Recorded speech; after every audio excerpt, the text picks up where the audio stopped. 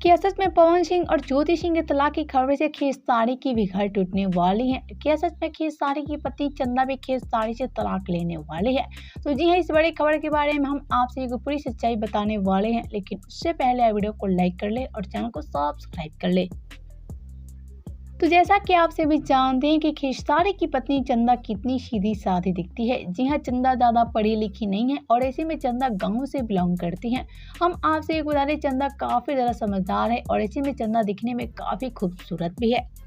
लेकिन एक तरफ इतना ज़्यादा समझदार होने के बाद से आखिर क्यों चंदा खेसारी से जिद पर लगी है तलाक लेने की? जी हाँ, आखिर क्यों चंदा खेसारी से तलाक लेना चाहती है? जी हाँ, क्यों पवन सिंह और ज्योति सिंह के तलाक के पास से खेसारी की घर टूटने जा रही है? तो चलिए बिना देर किए वीडियो में आगे बढ़ते हैं और आप सभी को बता देते हैं। तो जैसा कि आप सभी जानते हैं कि 26 मई को फाइनली ज्योति सिंह और पवन सिंह एक दूसरे से अलग हो जाएंगे।